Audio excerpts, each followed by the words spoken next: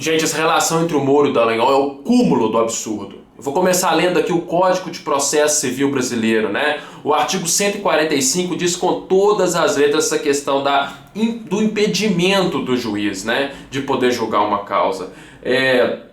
O artigo 145 diz: a suspeição do juiz, inciso 2, que aconselhar alguma das partes acerca do objeto da causa ou que subministrar meios para atender às despesas do litígio. E ainda diz no inciso 4, interessado no julgamento do processo em favor de qualquer das partes. Fecha aspas. Então, assim, saiu agora há pouco, né, 3 matérias no Intercept Brasil, que é, né, do Gleam, que é inquestionável, que traz ali, são 3 matérias bombásticas. E a primeira delas traz a relação do Moro com o Dallagnol nas mensagens privadas, né, no Telegram, que vazou.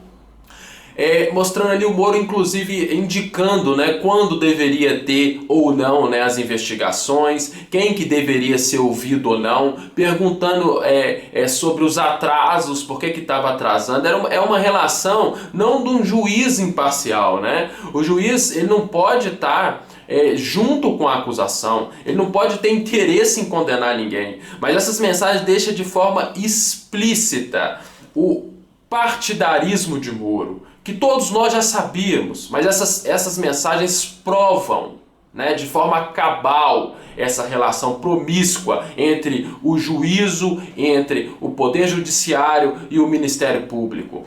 É algo bizonho, né? Então, assim, Lula tem que estar livre. Lula tem que estar livre. Essa é o cúmulo, é o ponto final, né?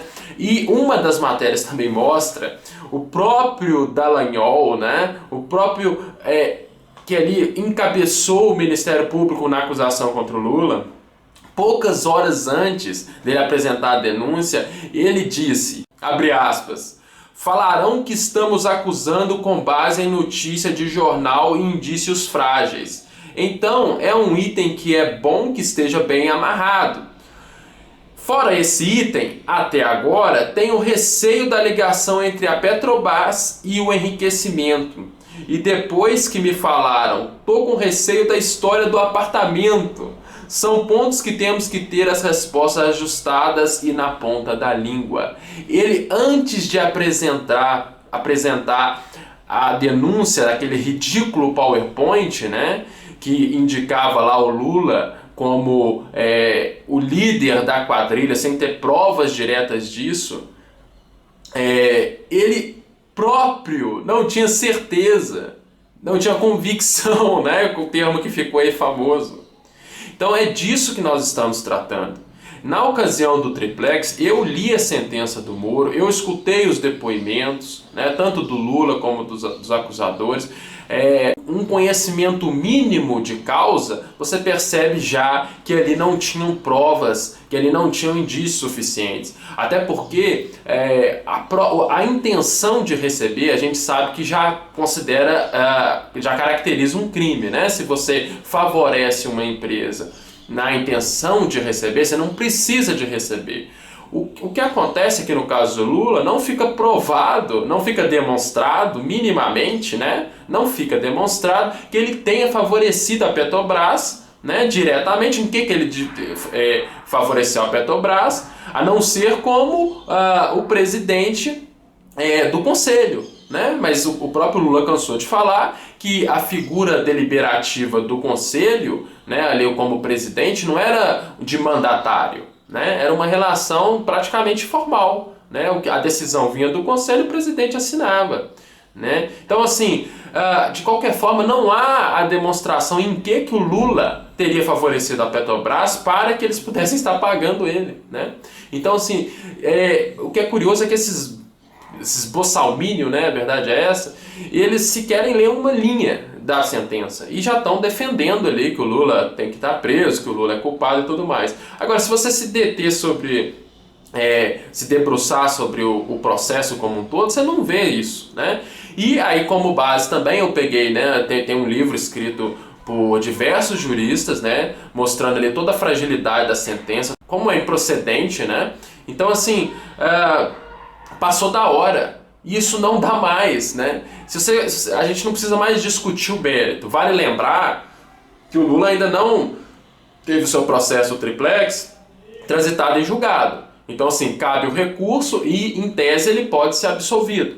Agora, é óbvio que, assim, a gente está falando de contrariar atualmente a decisão, né, do ministro da Justiça. Então, o que acontece com um ministro dos tribunais que for julgar a causa do Lula?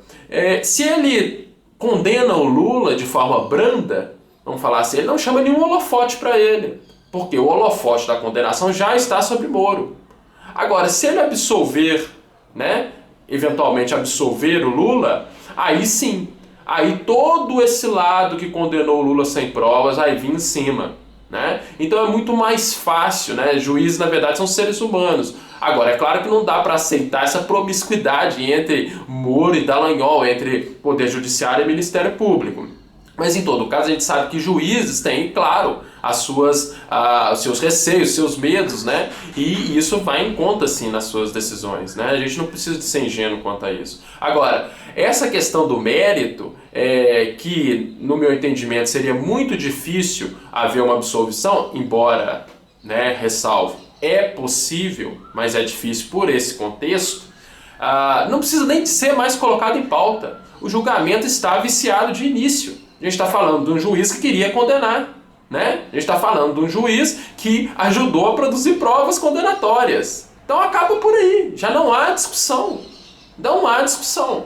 E aí vem então, né, são essas duas matérias, a primeira mostrando a relação entre Moro e Dallagnol, a segunda mostrando que o próprio Dallagnol, né, não tinha convicção, não tinha a materialidade, digamos assim, né, para acusar o Lula, e ele mesmo demonstra esse receio dessas mensagens.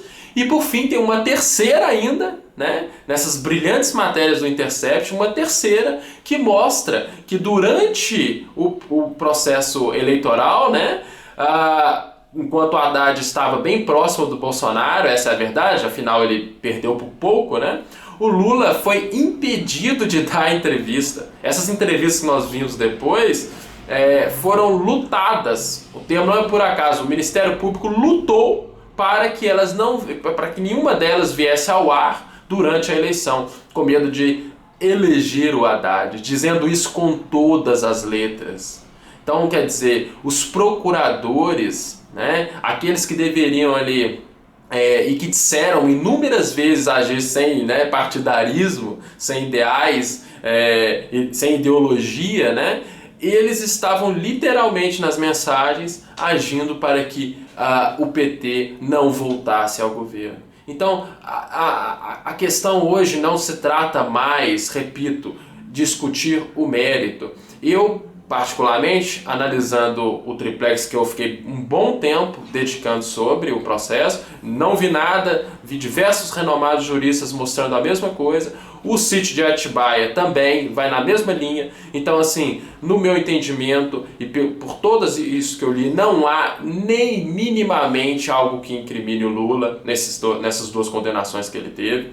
Até porque as pessoas falam assim, o Lula próprio argumenta muito, mas o triplex não é meu, não está no meu nome, não é meu, não está no meu nome. Isso a gente sabe que não é um bom argumento, até porque a ideia de laranja é exatamente isso, né? Você tira do seu nome e coloca no nome de terceiro, né? E usufrui. Agora, mostre quando o Lula usou o triplex, quando algum familiar ou amigo dele usou o triplex. Não tem essa relação, nem, como eu disse, né, essa ideia de a intenção de receber, ela não consegue ser caracterizada, porque você não vê sobre o que a Petrobras, né,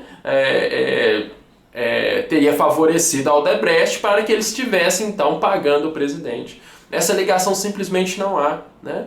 E essas matérias também do Intercept mostram que a fatídica matéria que saiu sobre o triplex, né, antigo, que o Ministério Público usou como prova e que o próprio Moro endossou, não menciona triplex em momento algum, né? Então, o próprio apartamento comum, a cota que o Lula tinha, já explicaria ela. Então eu digo isso tudo porque a gente já não pode mais, diante disso, colocar qualquer dúvida no Lula livre. Agora, indiscutivelmente, é Lula livre sempre. Como eu disse, não tem nada do mérito nesses dois processos e ele ainda não foi condenado, ou seja, não foi transitado em julgado. Então, em tese, o Lula pode ser absolvido, né? Agora, isso tudo já é segundo plano, eu vou frisar. Depois da relação promíscua, desse surubão entre o judiciário e um ministério público político que quer eleger determinado candidato ou não, que tem um juiz que tem interesse em prender alguém, né? Isso é o fim da justiça imparcial. Se você tem um juiz que age para prender o seu réu, acabou. Então, veja as matérias, divulgue essas 3 matérias, elas são bombásticas. Não deixemos que elas passem sem o devido enfoque. É isso daí, Lula livre, até a próxima.